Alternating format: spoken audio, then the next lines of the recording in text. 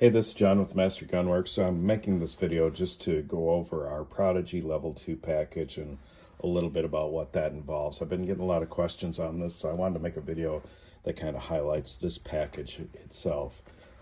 Later on in the video, there's going to be shorter segments of different videos highlighting some of the specific work that we do in this Prodigy package. When we start a job like this, we have a packet like this, and it talks about all the new parts that are replaced and then the custom work that's done. And then we follow that up with a full inspection of everything on the gun. Actually, 3 pages of it. We make sure and not overlook anything that might be a problem later on down the road. So all of this is, if you want to read more about this, we can look directly on our website. There's going to be a link in the comments, so you can go ahead and pull that up from there, and you can read all about this stuff if you care to. So in this package, we replace a number of the parts, a number of the MIM parts with machined bar stock hardened parts. We go with a new hammer, a new sear, new disconnector, new ball disconnector, all machined hardened steel parts from bar stock, along with the slide stop, new hardened machined slide stop, extractor. We go with a 1-piece solid guide rod with a flat spring, a little smoother, and we replace the trigger with either a red dirt or I've been using, red dirt's been kind of out of stock and hard to get, so I've been using another really fantastic trigger, and that's the Atlas triggers. So we've been going with those lately.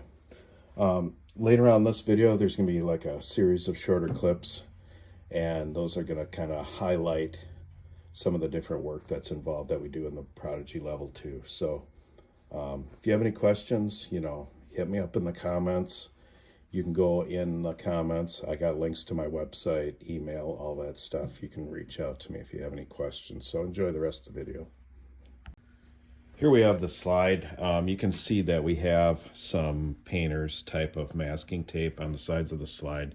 That's just there to protect the finish. You'll see that throughout a lot of these videos that I'll have that on there just to make sure that we don't scratch the finish. We do that whether it's a blued finish or a Cerakoted finish.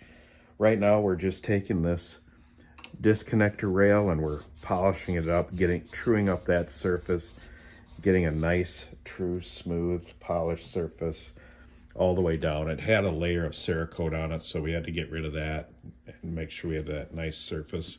So when we start cutting that marble disconnector slot, that little ramp on there, we've got it all nice and clean and trued up.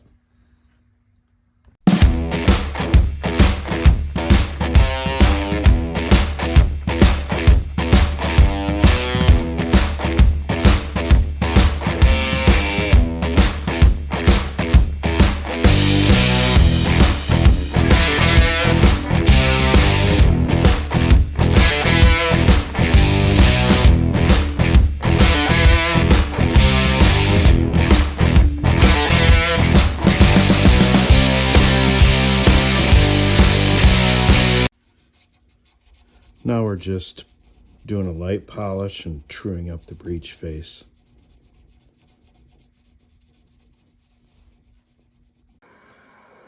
The portion we're doing now is finishing up the fitting, tuning, and shaping of the extractor itself. It's a pretty critical piece in any 1911 or 2011 style pistol.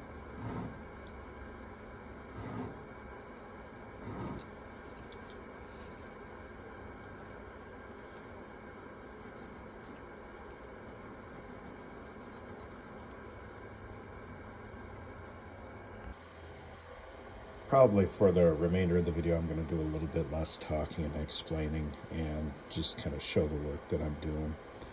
Finding it a little bit difficult to explain what I'm doing and focus on actually doing it.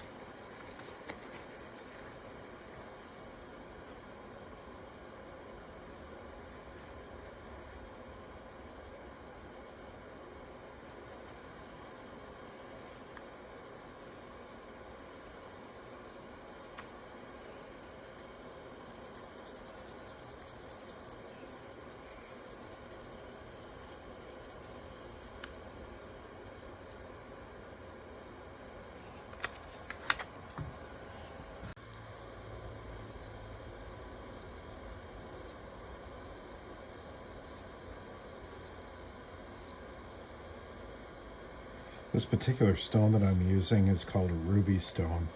It's pretty hard and fine, really an ultra fine grit stone, but it's very, very hard also, so you don't end up taking very much material off.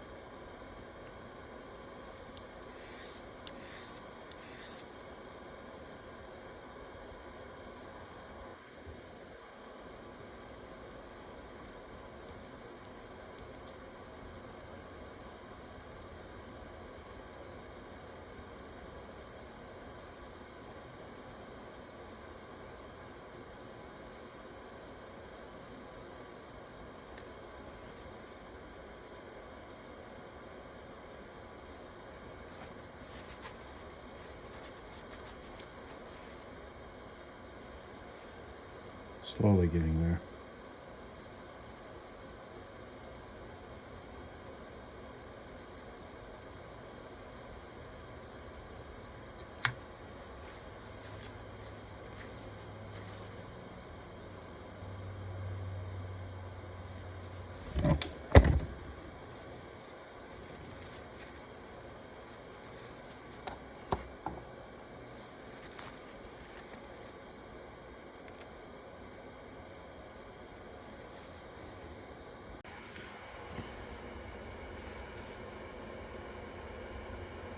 We're just putting the final polish on the sear nose. So it's a nice, bright, mirror smooth finish. I didn't get into stoning the correct geometry in this particular video. I've pretty much beat that subject to death in a couple of the other videos that I've done, so I kind of left that out just for the sake of time.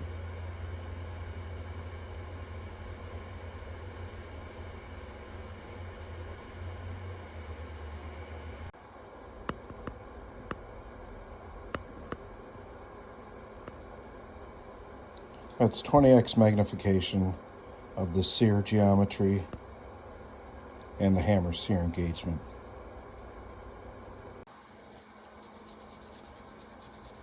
Now we're just polishing up some of the bearing surfaces on the sear spring.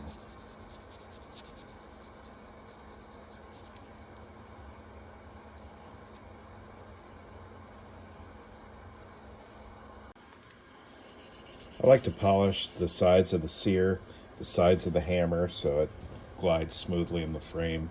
I'll do a light polish on the outside of the mainspring itself, the inside of the bore, the mainspring housing, and even the sear and hammer pins. I'll do a very light polish on there. Not enough to change the dimension, but just enough to polish up that surface so everything operates perfectly. This is actually our little high-speed drill press, and this is our sear pin that's in here, and this is how we do a little light polish on those. It's just a little piece of 1200 grit sandpaper with a little bit of honing oil on it, and we just want to polish up that surface just lightly. That's about it. We're going to do the same thing with the hammer pin as well. Here I have the slide mounted upside down on the vise. I like to polish this area right here on the inside of the slide just to smooth out cycling and give it a lot nicer feel. Helps make unlocking a lot smoother.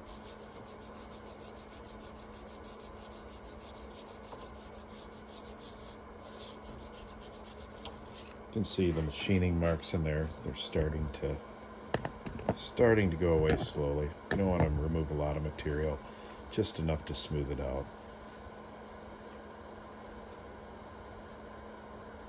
The barrel actually looks pretty good on this particular Prodigy. In fact, the throating and the headspace, everything looks real good. Even the polish on the ramp isn't bad, but we're just going to touch that up a little bit, and then we'll be done with this portion of the barrel.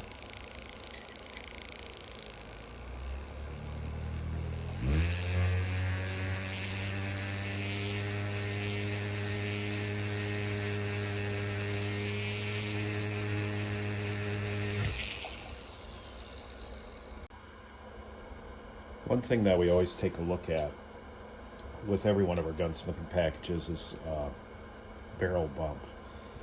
This Springfield Prodigy was experiencing just a little bit of barrel bump, not a lot. I just took a stone and just removed just a couple thousandths, just enough to eliminate that just tiny bit of bump there.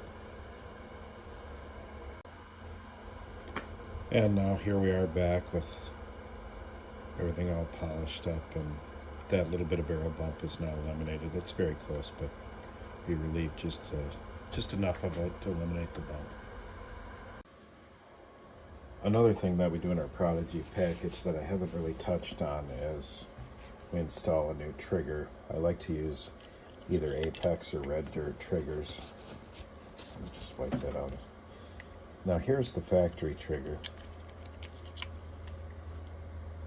And you can even see it on camera, like how much slop is in that trigger. And here's the trigger. This particular one's an Apex that we fit to this gun. Now, see, there's no movement. No movement, but it still rides freely. That's going to produce a lot nicer trigger feel, a lot more positive feel when you pull on that trigger. There is no lateral or horizontal movement like there was before. Okay, well, here's this Prodigy all finished up. I didn't include a lot of portions in the video just for the sake of time. But I left the recoil spring out of the pistol so I can kind of show you how smooth it is. You can see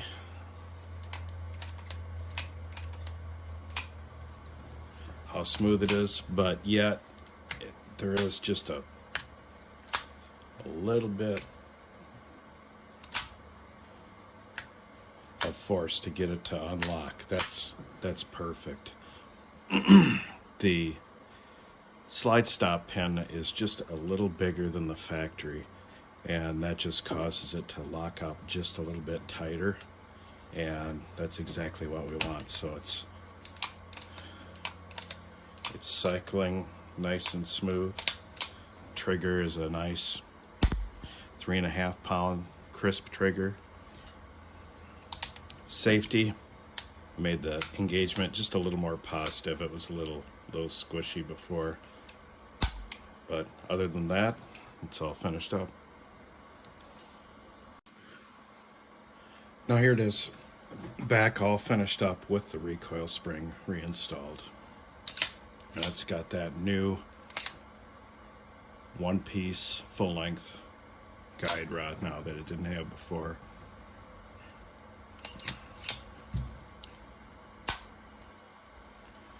It's just time to take it out to the range and give it a run. Okay, we've now completed the test fire. It performed really well, no issues. Here's one of the targets that we shot, and yeah, nice and smooth, does everything it should do, and now we just got to clean it up and get it off to the customer. So if you like this video, give it a thumbs up, subscribe to our channel, and if you got any questions, just go ahead and shoot me a message. Our website and information is listed in the comments below, or in the description below. And now it's on to the next one. Thanks.